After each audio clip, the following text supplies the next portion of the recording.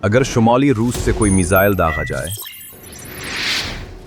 तो वो आर्कटिक से होता हुआ चंद मिनटों में शुमाली अमेरिका जा गिरेगा। ये दो एटमी ताकतों के दरमियान सबसे कम फासला है। 911, what's your emergency?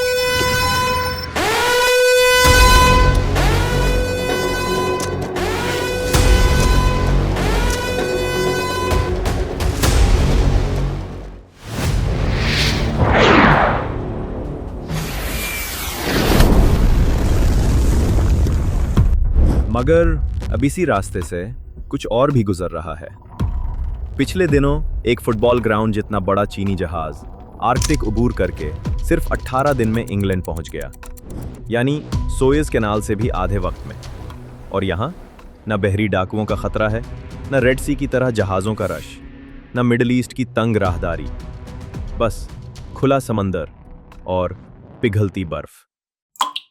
लेकिन अगर कार्गो शिप गुजर सकती है तो वॉरशिप क्यों नहीं? You don't even need binoculars. You look outside, you have China ships all over the place.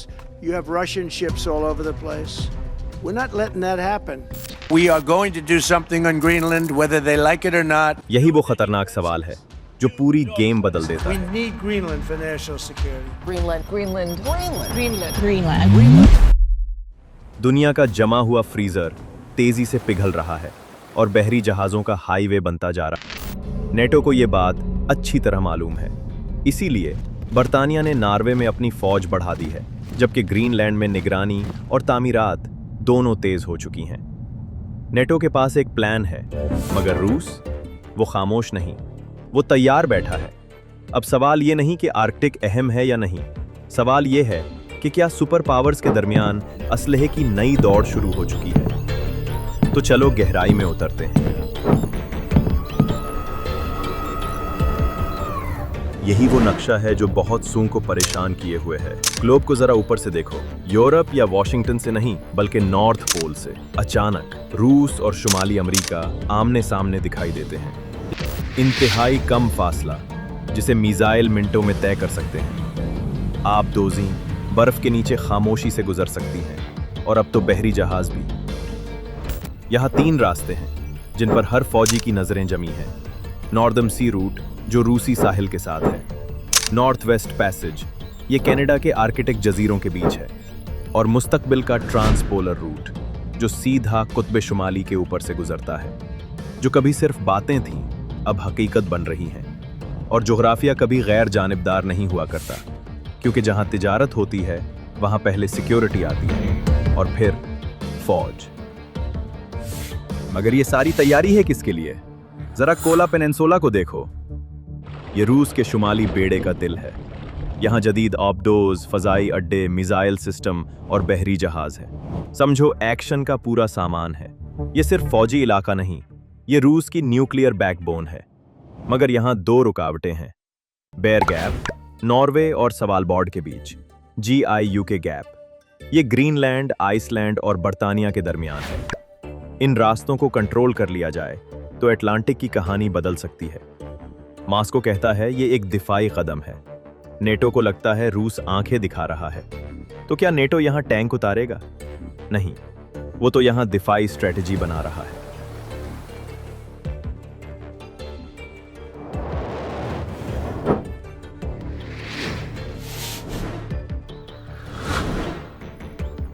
Layer 1 Norway रूस का पड़ोसी भी है और आर्कटिक में नेटो का पहला मोर्चा भी।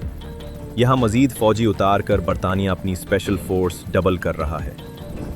लेयर 2 शदीद ठंड में गर्मा गर्म मशकें करके हजारों फौजी बर्फ पर लड़ने के लिए खुद को तैयार कर रहे हैं।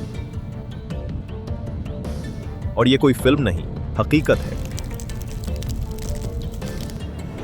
लेयर 3 फजाई और समंदरी निगरानी का पूरा नेटवर्क बनाया जा रहा है। लेयर 4 ग्रीनलैंड में airfield, ports, early warning systems और लॉजिस्टिक्स की फराहमी की जा रही है, क्योंकि अब जंगें रेडार से शुरू होती हैं। यहाँ फौजियों की तादाद से नहीं बल्कि 5 चीजों से ताकत नापी जाती है।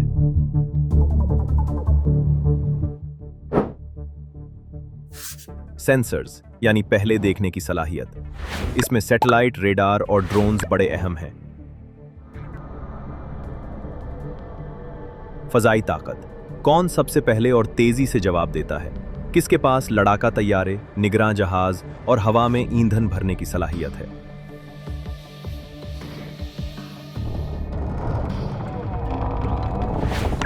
लेकिन समंदर पर कंट्रोल इतना भी आसान नहीं। आबदोज मुखालिफ हेलीकॉप्टर और बर्फ पर चलने वाले जहाजों की जरूरत पड़ती है। हवाई अड्डे किसके पास हैं? ये जानना और जेरे समंदर केबल से लेकर बंदरगाहों की हिफाजत करना जरूरी है। और फिर -30 डिग्री में कौन कितनी देर ठहर सकता है, ये भी बड़ा अहम है। यहाँ तो ठंड में खून ही नहीं, तेल भी जम जाता है, मशीनें खराब हो जाती हैं। अगर फौज को सपोर्ट न मिले तो सारी ताकत ढेर हो जाती है। रूस के पास जोग्राफिया है, नेटो के पास इत्तेहाद। कौन जीतेगा?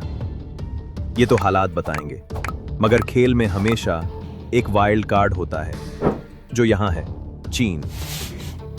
चीन ने आर्कटिक में जहाज बढ़ाए, सरमायाकारी की, बर्फ तोड़ जहाज भी तैयार किए। ये सिर्फ तिजारत है या मुस्तकबिल की हिकमत अमली? अभी खामोशी है, मगर अगर आर्कटिक मुस्तकिल तिजारती रास्ता बन गया तो ये आलमी मईशत की नई शरियान होगी। और शरियानें सिर्फ तिजारत नहीं, ताकत भी लाती हैं।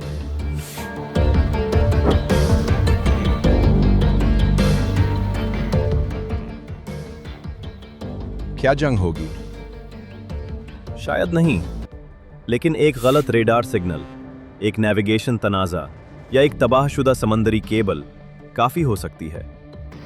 यहाँ रद्द अमल मिनटों में देना होता है, मगर मदद पहुंचने में घंटे लग सकते हैं। इसलिए ये सिर्फ बर्फ की कहानी नहीं, ये रफ्तार, फासला और ताकत की कहानी है।